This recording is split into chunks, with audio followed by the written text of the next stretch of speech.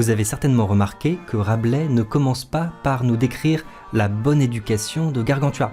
Non, il commence par la mauvaise qu'il reçoit avec ses précepteurs sophistes. Et avec humour, il nous la présente avec des justifications insolites. Écoutez par exemple. Il gambadait, sautillait, se vautrait sur la paillasse un bon moment pour mieux ragaillardir ses esprits animaux. Après, il se peignait avec le peigne d'Almin, car ses précepteurs disaient que se peigner, se laver et se nettoyer de toute autre façon revenait à perdre son temps en ce monde. On voit bien que beaucoup de choses ne vont pas dans cette routine matinale. En nous faisant rire, Rabelais nous prépare déjà à ce qui sera la bonne éducation humaniste. Il dénonce les mauvaises pratiques, il nous met de son côté, il ouvre notre esprit, il nous met de bonne humeur, il nous rend disponibles et réceptifs. Bref, avant même de nous présenter Ponocrate, le parfait précepteur humaniste, Rabelais nous fait rencontrer le meilleur pédagogue qui soit, le rire lui-même. En lisant Gargantua, nous sommes en quelque sorte instruits par le rire, exactement comme le gentil géant est éduqué par Ponocrate. Comment le rire nous éduque-t-il dans Gargantua de Rabelais? Pour vous aider à suivre mon raisonnement, je vais annoncer le plan au fur et à mesure, mais quand vous aurez besoin de le récapituler, vous pourrez trouver le texte de la vidéo au format PDF sur mon site dans l'onglet Documents.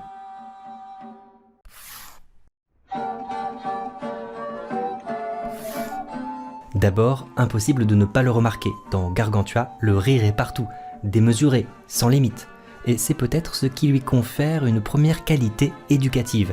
Il nous donne l'exemple de la générosité du savoir, qui se multiplie quand on le donne, sans limite. Et si c'était ça justement le premier rôle de ce rire, donner un avant-goût du plaisir de repousser les limites de notre esprit, savourer ce qui dépasse nos connaissances. On parle de plaisir dionysiaque pour désigner un plaisir exubérant, comme le dieu antique du vin et des excès. Le rire est une ivresse qui ouvre notre appétit de connaissance et de savoir. C'est exactement ce qui se passe lors de la naissance de Gargantua. Tout est à la fois drôle, excessif et généreux dans ce passage. Grand Gousier a invité tous les habitants des alentours. Gargamel accouche au bout de 11 mois, et comme elle a mangé trop de tripes, Gargantua doit sortir par l'oreille. Ce qui rappelle notamment la naissance d'Athéna, déesse de l'intelligence et de la stratégie militaire, qui sort tout armée de la tête de Jupiter. En tout cas, la naissance de Gargantua, c'est la naissance d'un nouveau héros qui nous invite à boire pour étanchir une soif, non pas de vin, mais de savoir. Sitôt qu'il fut né, il ne cria pas comme les autres enfants « Mié, mié !» mais il se criait à haute voix « À boire, à boire, à boire !» comme s'il avait invité tout le monde à boire. Le rire rabelaisien n'est donc pas un simple rire grotesque et démesuré, ce n'est que le masque grimaçant qui cache l'acteur, le contenant qui recèle un savoir précieux. Voilà le sens de la fameuse métaphore des silènes, ces petites boîtes dont Rabelais parle dès le prologue. Il les compare d'ailleurs à Socrate, le philosophe grec souvent mis en scène par Platon. Tel était Socrate, parce que, le jugeant sur son aspect extérieur, vous n'en auriez pas donné une pelure d'oignon. Mais en ouvrant une telle boîte, vous auriez trouvé au-dedans une intelligence plus qu'humaine. Je fais d'ailleurs un commentaire composé en vidéo de ce prologue où Rabelais nous révèle que même les passages les plus triviaux de son roman cachent en fait un message élevé, philosophique, voire spirituel. Le meilleur exemple de ça, c'est l'épisode du torche-cul où le jeune Gargantua raconte qu'il a testé et évalué toutes sortes d'objets incongrus pour mieux essuyer ses fesses. Derrière cette longue blague scatologique se cache en fait une vraie question profonde. Comment se débarrasser de façon plaisante et efficace de la merde de ce monde, c'est-à-dire de nos passions mauvaises, du péché, du mal. Pour tout savoir sur ce passage, n'hésitez pas à aller voir mon analyse littéraire en vidéo et PDF sur mon site. Mais enfin, le rire gargantuesque va plus loin que le simple apprentissage. Il nous libère, il nous invite à sortir des sentiers battus, il nous invite à utiliser notre intelligence, notre imagination et notre créativité. Par exemple, l'immense énumération des jeux de Gargantua nous invite à imaginer des règles, à imaginer des situations cocasses, à inventer nos propres jeux. Le plaisir dionysiaque se trouve aussi là dans le foisonnement et la fantaisie. Le tapis vert étendu, on étalait force cartes, dés, tablettes, et alors ils jouaient au flux, à la prime, à la vol, à la pille, à la chevêche, à jete-pince sans rire, à picoter, à déferrer l'âne, à laïtrou, à bourri-bourrizou. D'ailleurs, un certain nombre d'inventions lexicales de Rabelais sont maintenant devenues des expressions courantes. Une guerre picrocolline, un repas pantagruélique, un appétit gargantuesque, quand viendront les coquesigrus, etc. Cette créativité du rire qui renouvelle tout ce qu'il touche est particulièrement perceptible dans les moments parodiques et satiriques. Par exemple dans l'épisode où Frère Jean défend les vignobles de l'abbaye de Seuillé, le registre épique transforme la violence en plaisir des mots et en référence médicale, comme si on se trouvait soudainement dans un manuel d'anatomie. Aux uns, il écrabouillait la cervelle, à d'autres, il démettait les vertèbres du cou, disloquait les reins, déboîtait les fémurs, débesillait les fossiles. Et si quelqu'un se trouvait suffisamment flambant de témérité pour vouloir lui résister en face, il lui transperçait la poitrine à travers le médiastin et le cœur. Autre exemple, le moment où Gymnaste stupéfie ses ennemis représente bien cette souplesse de l'esprit qui contourne les obstacles pour mieux parvenir à ses fins. Tandis qu'il évoluait ainsi, les maroufles en grand ébahissement se disaient « Par la mère de Dieu, c'est un lutin ou un diable déguisé !» Et ils prirent la route en courant. Le rire de Gargantua nous transmet donc généreusement un savoir précieux et nous invite même à utiliser notre imagination, à nous affranchir des règles. C'est là un moment de basculement, car le rire humaniste de Gargantua met en relief les absurdités pour mieux les remettre en cause. C'est aussi un rire dénonciateur.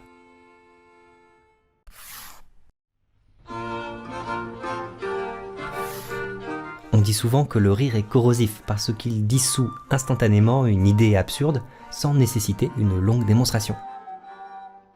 C'est donc l'outil idéal pour dénoncer ce qu'on appelle les arguments d'autorité, la référence à un auteur qui est utilisé comme une preuve de vérité. Notre narrateur, Alcofribas Nazier, s'indigne par exemple comiquement qu'on attribue toujours aux couleurs les mêmes symboliques, en se référant à un livre unique. Qui vous dit que le blanc symbolise la foi et le bleu la fermeté? Un livre, dites-vous? Un livre minable, intitulé Le blason des couleurs, qui est vendu par des charlatans et des colporteurs. Autre exemple, quand Gargantua enfant donne des chevaux de bois aux invités de son père, en leur faisant croire que ce sont de vrais chevaux. L'épisode se termine par une forte charge satirique qui remet en cause l'autorité de l'Église. « Tu nous as bien berné, mon mignon. Je te verrai bien pape un jour ou l'autre. »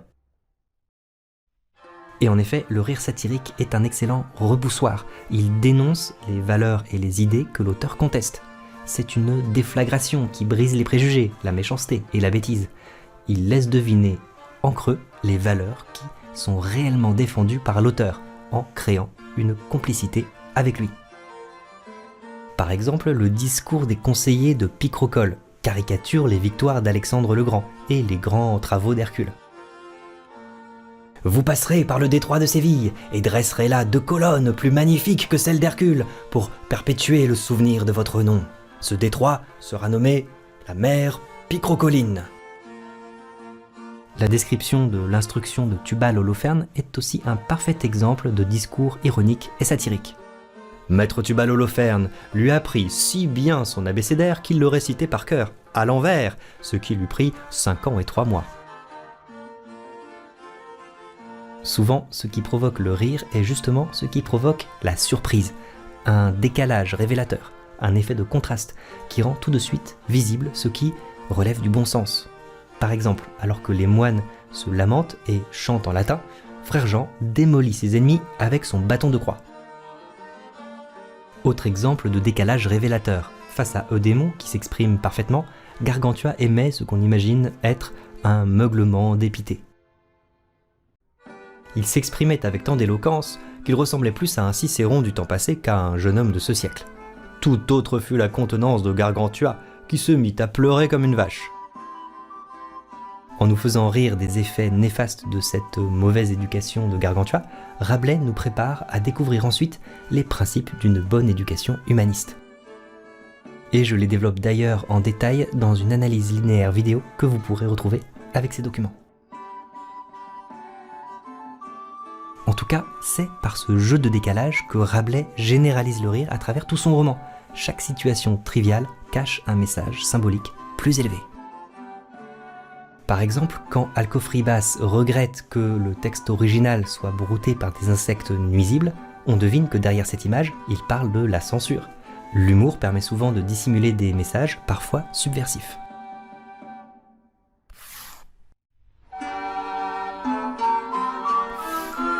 Pour bien comprendre d'où vient le rire rabelaisien, il faut que je vous parle des farces et des mystères.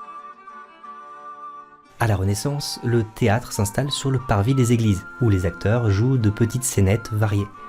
Pour les messages les plus élevés, les mystères racontent la vie des saints, des paraboles de la Bible, etc. Et puis, entre chaque tableau, des farces qui sont de grosses blagues triviales, adoucissant l'austérité de cet enseignement. Eh bien, Rabelais participe parfaitement à cette tradition, sauf qu'il innove en quelque sorte parce qu'il entremêle ces deux dimensions. Les blagues scatologiques ont en même temps un sens symbolique plus élevé. Par exemple, quand Gargantua noie la ville de Paris sous son urine, il le fait par ri, c'est-à-dire pour rire. C'est donc un véritable baptême par le rire. Or, d'un point de vue religieux, le baptême permet le salut de l'âme. Symboliquement donc, le rire nous donne accès à ce qu'il y a de plus élevé. Et alors, logiquement, les Parisiens qui échappent à cette bénédiction deviennent automatiquement des universitaires et donc des sophistes, sacrilèges sans le savoir. Quelques-uns d'entre eux échappèrent à ce pis fort, et quand ils furent au plus haut du quartier de l'université, crachant et hors d'haleine, ils commencèrent à blasphémer. Autre exemple, quand la jument de Gargantua promène les cloches de Notre-Dame à travers Paris et la province, c'est comme un rire et une bonne parole qui inondent le pays. Ce message est subversif à l'époque, parce que les fidèles n'ont pas le droit de lire la Bible directement, ils doivent passer par un prêtre, un ecclésiastique. Un mouvement dit évangélique, qui est très mal vu par l'Église, revendique de lire les textes directement. Rabelais est évidemment proche intellectuellement d'un tel mouvement, qui bénéficie d'ailleurs de l'appui d'une certaine Marguerite de Navarre. Mais s'il est critique vis-à-vis de l'Église, Rabelais est croyant et comme la plupart de ses contemporains, il ne remet pas en cause ni l'existence de Dieu, ni celle de l'âme. Et ainsi, quand il écrit que le rire est le propre de l'homme, il sous-entend que c'est une manifestation de l'âme. Pour lui, le rire nourrit, agrandit, élève l'âme. Or tout se passe comme si le corps de Gargantua, gigantesque à géométrie variable, était le reflet d'une âme. Ébouriffé et avachi sous l'effet d'une mauvaise éducation, rendu grand et fort par une bonne éducation. Le nom même de Gargantua évoque la gorge déployée pour rire. Quel grand tu as! Et si ce gentil géant était lui-même une métaphore du rire, de la parole, de l'appétit du savoir? Symboliquement habillé de blanc et de bleu, il allie la joie de vivre et les choses célestes. Le rire du côté de la joie, l'esprit et la spiritualité du côté du ciel. On a beaucoup parlé de concepts religieux dans cette dernière partie, mais en même temps, ces débats théologiques, très vifs à l'époque, s'intéressent à la sagesse et à la vérité. Derrière ces réflexions imprégnées de religion, Rabelais défend surtout un idéal humaniste, civilisateur. Par exemple, ce qui fait de frère Jean des Entomures un bon moine, ce n'est pas sa capacité à prier, à réciter des psaumes ou à dire la messe, mais bien sa présence sur le terrain pour défendre ses compagnons, sa bonne humeur et son rire. Mais maintenant, voici quel est notre bon frère Jean. Voici pourquoi chacun recherche sa compagnie. Il n'est point bigot, il n'est point une face de carême, il est franc, joyeux, généreux, bon compagnon. Il travaille, il peine à la tâche, il défend les opprimés, il console les affligés, il secourt ceux qui souffrent, il garde les clos de l'abbaye. A l'inverse, les mauvais moines n'ont plus rien d'humain et sont même comparés à des singes. Le singe ne garde pas la maison comme un chien, il ne tire pas l'arrière comme le bœuf, il ne donne ni lait ni laine comme la brebis, il ne porte pas de fardeau comme le cheval, il ne fait que tout conchier à saccager. C'est pourquoi il reçoit de tous moqueries et bastonnades. Mais le rire de Rabelais, quand il est dénonciateur, n'a rien de méchant ni de stigmatisant. Les sophistes eux-mêmes sont invités à boire et à rire avec les autres. Il n'y a donc aucune malveillance dans ce rire, qui doit au contraire constituer un lien humain. Ponocrate fut d'avis que l'on fit reboire ce bel orateur. Et vu qu'il les avait fait rire plus que ne l'eût fait son jeu creux, qu'on lui offrit les 10 empans de saucisses mentionnés dans sa joyeuse harangue et toutes les choses qu'il disait nécessaires à sa vieillesse.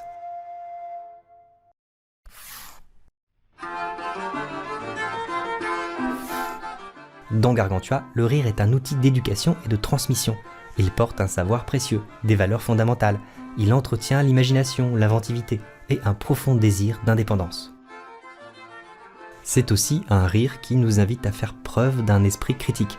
Il rejette les raisonnements tout faits, les arguments d'autorité, les raccourcis absurdes. Et donc, en creux, il nous invite à prendre le temps d'expérimenter et de réfléchir par nous-mêmes. C'est alors que s'ouvre tout un nouvel horizon. Dans Gargantua, le rire nous donne accès à un univers symbolique particulièrement riche. À l'intersection de l'âme et du corps, il manifeste toutes les qualités recherchées par une bonne éducation humaniste. Élévation de l'âme, soif de savoir, sociabilité, enthousiasme créatif. Mediaclass, c'est un grand panorama de la littérature en vidéo. Tout mon travail se trouve sur mon site www.mediaclass.fr. Et si vous en avez l'occasion, n'hésitez pas à soutenir ce projet. Même avec une somme symbolique, votre aide est essentielle.